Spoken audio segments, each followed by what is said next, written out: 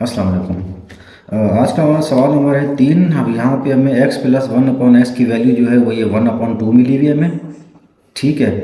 ये सवाल हमारा इस पेज नंबर पर भी है, ये आप देख सकते हैं आप। तो हमें फाइंड क्या करना है, एक्स क्यूब प्लस 1/x की वैल्यू हमें मालूम करनी है।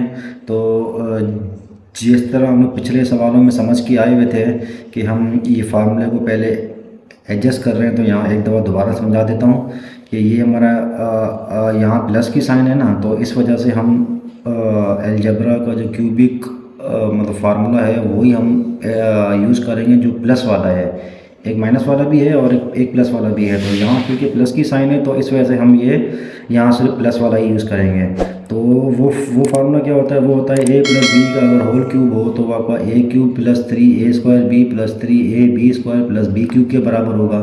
ठीक है। तो अब इस फार्मूले को एडजस्ट करने लगे हैं, तो ये a क्यूब ये हमने सेम रखा, यहाँ पे ये वाला b क्यूब ये भी हमने यहाँ सेम रखा। अब इसमें से ये मैं जिसको अब सर्किल कर रहा हूँ, इसमें से हमने ये 3ab जो है वो ये कॉमन ले लिया। जब 3ab कॉमन ले लिया तो यहाँ पे 3 हम कॉमन ले चुके हैं, b भी कॉमन ले चुके हैं और a हमारे दो थे, उन दो में से एक कॉमन ले चुके हैं, बाकी बचा एक, वो हमारा ये हम यहाँ लिखेंगे।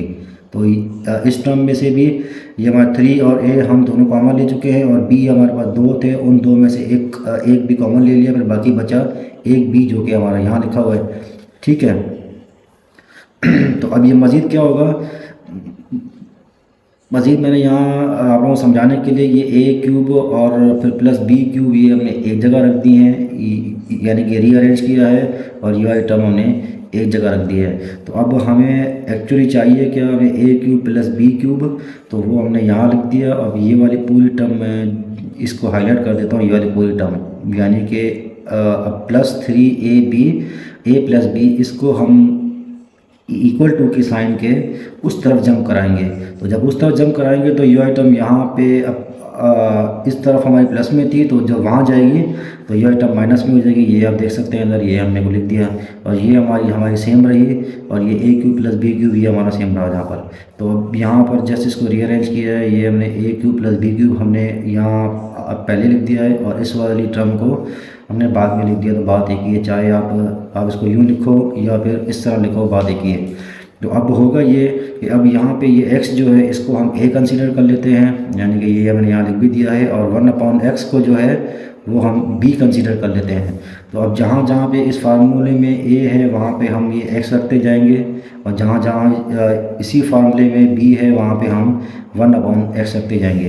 तो ये हमारा a था, ये a था, यहाँ पर भी a था, यहाँ भी a था, ये b था, ये भी b था, ये भी b था, और ये b था। तो जहाँ जहाँ a था वहाँ पे हमने a की वैल्यू रखी यानी x, और जहाँ b था वहाँ पे b की वैल्यू रखी यानी कि 1/x। तो अब ये x का क्यूब हमारा जो है इस a के ऊपर क्यूब था, तो ये हमारा x क्यूब बन गया हमारा ये, और ये क्यूब जो है ये हमारा 1/x के ऊपर भी था, तो ये क्यूब अपना यानी कि 1 के ऊपर भी है और x के ऊपर भी है। तो x का क्यूब जो है वो हमें जस्ट 1 मिलेगा, और x का क्यूब जो है वो हमें मिल जाएगा x क्यूब। ठीक है। ये वैल्यू हमने सेम रखी। अब यहाँ क्या हुआ है, यहाँ पे ये x और ये x हमारा कैंसिल हो गया। ठीक है। फिर बाकी हमारे पास बच्चा एक -3 जो यहाँ लिखा है, और बच्चा हमारा x प्लस 1/x जो हमने यहाँ लिख दिया हमने। अब हमें ये तो फाइंड करना था, तो ये हमने यहाँ लिख दिया, और ये x प्लस 1/x जो है उसकी हमें वैल्यू यहाँ पे हमें गिवन थी जो थी 1/2। तो अब इसकी जगह हमने ये कोई 1/2 लिख दिया, यानी कि x प्लस 1/x की वैल्यू लिख दी, तो वो थी हमारी ये 1/2, और यहाँ भी ये x प्लस 1/x की जगह इसकी वैल्यू लिख दी जो कि है हमारी 1/2। तो अब ये 3 जो है ये इस 1 से मल्टीप्लाई होगा, और ये 2 हमारे पास जो है वो ये ऑलरेडी जो है वो ये डिनोमिनेटर में है, तो ये हमारा सेम रहेगा। तो अब ये क्यूब जो है इस 1 के ऊपर भी है और 2 के ऊपर भी है, तो हमारा 1 का क्यूब हमारा 1 ही बनेगा, और 2 का क्यूब जो है वो हमारा बनेगा 8। अब मज़ीद क्या होगा, इसका हम निकाल लेंगे LCM। तो LCM हमारा किस तरह निकलता है ये आप लोगों को पता भी होगा, लेकिन एक दफ़ा रिवाइज़ भी करा देता हूँ। तो 8 और 2 का हमने लेना है LCM। तो LCM के लिए होता ये है कि हम कोशिश करते हैं कि एक ऐसा बस मिनिमम और अपना प्राइम नंबर लें जो कि हमारा हम कोई जिन दो वैल्यूज़ को डिवाइड कर रहे हैं तो उन दोनों तो यानी वो दोनों वैल्यूज़ उसी एक टर्म से हमारी यानी कि एक वैल्यू से डिवाइड हो सकें। तो अब यहाँ देख सकते हैं यहाँ 8 है और यहाँ 2 है, तो इट मीन्स कि 2 का टेबल जो है वो 8 पे भी लगेगा और 2 पे भी लगेगा। तो अब 2 का टेबल 8 पे हमारा 4 टाइम लगेगा और 2 का टेबल इस 2 पे हमारा 1 टाइम लगेगा। तो अभी भी हम देख रहे हैं कि यहाँ अभी भी 4 है, तो इट मीन्स कि ये 4 2 से डिवाइड हो सकता है। तो अब ये 2 का टेबल 4 पे हमारा 2 टाइम्स लगेगा, ठीक है, और ये हमारा 1 सेम रहा। और यहाँ पे भी यही हमारा 2 का टेबल 2 पे हमारा 1 टाइम लगेगा और ये हमारा 1 सेम रहा। तो एट द एंड जो है वो हमें 1 1 ही रखना होता है। यहाँ तो हमारे पास दो वैल्यूज़ हैं, वो हो सकता है कि ये कोई किसी सवाल में 5 से 6 वैल्यूज़ भी मिल जाए, तो वहाँ भी हमें एट द एंड जो है वो ये कुछ जब तक 1 1 सबका नहीं मिलता तो ये तब तक हम उसका एलसीएम निकालते जाएंगे। तो ये हमारे इसके फैक्टर्स होते हैं, तो ये आपस में सारे मल्टीप्लाई किए जाते हैं जो हमने यहाँ किया हुआ। तो ये टीवीज़ के एलसीएम बन गया हमारा 8। अच्छा, एलसीएम को सिंधी में भी कहा जाता है, बस को लिखा ही जाता है कि नून आइन ये भे और अलिफ पेशू मैं डी आम भन उपत, ठीक है, ये हमें सिंधी में कहा जाता है। तो अब इसका एलसीएम 8 निकला है, ये हमने 8 यहाँ रख दिया। अब यही 8 इस पूरी टर्म से मल्टीप्लाई होगा, ठीक है, ये मैं यहाँ पे आप लोगों को करा देता हूँ। ये 8 हमारा एलसीएम वाला है, तो यानी कि ये 8 और ये 8 कैंसिल हो जाएगा, बाकी बचेगा 1, तो यहाँ पे वो हो जाएगा। अब यहाँ पे भी इसी पूरी टर्म से यही हमारा एलसीएम जो है 8 जो हमने निकाला था, ये भी इस पूरी टर्म से कोई मल्टीप्लाई होगा। तो यहाँ पे 2 1 ज़ा 2 और ये 2 के टेबल में 4 टाइम्स आता है 8, ठीक है, तो ये हो जाएगा हमारा 4। अब ये 4 इस 3 से मल्टीप्लाई होगा तो हमें आंसर मिलेगा 12। तो अब नेक्स्ट स्टेप में क्या होगा, जस्ट 1 में से हम ये -12 जो निकालेंगे ना, तो हमें ये मिल जाएगा -11/8। सेम इसी चीज़ को हम इस फॉर्म में भी ले सकते हैं, वो भी मैं आप लोगों को समझा रहा हूँ यार। वो किस तरह होगा कि ये हमारा 8 तो हमारा डिवाइड कर रहा था और 11 जो है वो हमारा डिवाइड हो रहा था। तो 8 से डिवाइड हो रहा था, तो 8 हमने बाहर रख दिया और जो 11 है ये रख दिया इसके अंदर। अब 8 का टेबल हम जब 1 टाइम लगाएंगे तो हमें मिलेगा 8, ठीक है। तो अब इस 11 में से 8 माइनस करने हैं तो हमारे पास बचा बाकी ये 3। तो अब इसको लिखने का तरीका जो है ये कुछ इस तरह होता है कि आपको जिससे डिवाइड कर रहे हो ना वो हमें यहाँ पे नीचे लिखनी होती है, और ये चीज़ यानी कि जो आपका रिमाइंडर होता है ये हमें यहाँ इसके ऊपर लिखना होता है, और ये जो है ये हमें इसके साइड में इस तरह लिखना होता है।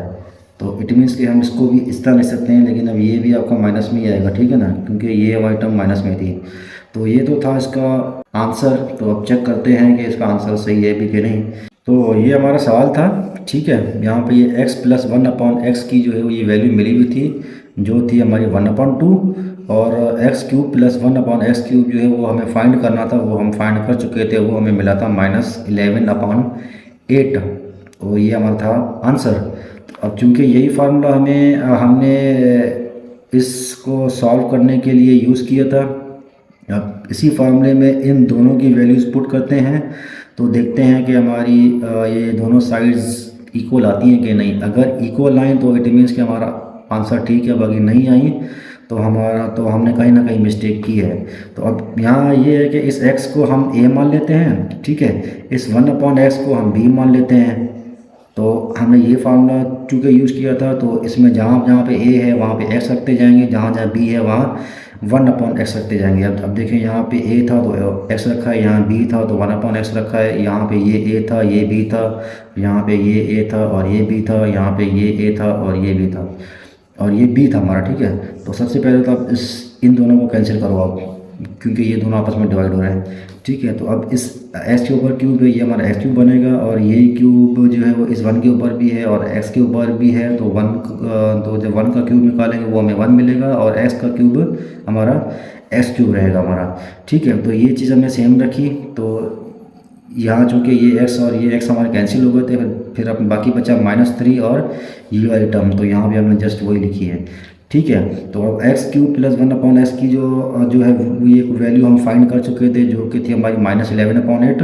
तो हमने इसकी जगह जो है, इस पूरे की जगह जो हमने इसकी वैल्यू निकाली थी वो बस ये को वो लिख दी, वो थी हमारी ये। और फिर अब x प्लस 1/x की जो है वो ये वैल्यू हमें सवाल में मिली हुई थी, जो कि थी 1/2। तो इसकी जगह हमने वो वैल्यू रख दी, और यहाँ पर भी x प्लस 1/x की जगह हमने उसकी वैल्यू रख दी, जो कि है 1/2। अब ये चीज़ हमें यहाँ से मिली है, ठीक है। अब ये तो सेम रहा हमारा। अब ये वाला क्यूब इस 1 के ऊपर भी है और 2 के ऊपर भी है, तो इस 1 का क्यूब हमारा 1 बनेगा और 2 का क्यूब जो है वो हमारा बनेगा 8। तो अब ये वाला 3 इस 1 से मल्टीप्लाई होगा, तो ये हमने यहाँ लिखा है। और 2 हमारा जो है ऑलरेडी ये अपना डिनोमिनेटर में था, तो ये हमारा सेम ही रहेगा। अब यहाँ भी इसी तरह 8 और 2 का हम पहले लेंगे एलसीएम। तो इसका जो एलसीएम था वो हमने यहाँ लिख दिया, ठीक है। अब यही एलसीएम जो है इस पूरी टर्म से मल्टीप्लाई होगा, मल्टीप्लाई बाय 8। तो ये 8 और ये 8 कैंसिल हो जाएंगे, बाकी बचेगा 1, तो वो हमने यहाँ लिख दिया। अब यही सेम एलसीएम इस पूरी टर्म से भी मल्टीप्लाई होगा 8। तो ये 8 ये को 2 1 ज़ा 2 और 2 4 ज़ा 8। तो ये 4 इस 3 से मल्टीप्लाई किया, तो ये हमें मिलेगा 12। अब ये को 1 - 12 जो है ये हमें मिलेगा -11, और 8 हमारा सेम रहेगा। तो इट मीन्स कि ये वाली साइड और ये वाली साइड, यानी कि अब यूँ समझ लो कि लेफ़्ट हैंड साइड और राइट हैंड साइड ये हमारे दोनों इक्वल हो गए। तो इसका मतलब कि हमारा आंसर सही है। तो इंशाल्लाह नेक्स्ट वीडियो में नेक्स्ट सवाल के साथ आपके सामने हाज़िर होंगे। तब तक के लिए बहुत बहुत दुआ में याद रखिएगा, और अल्लाह हाफ़िज़।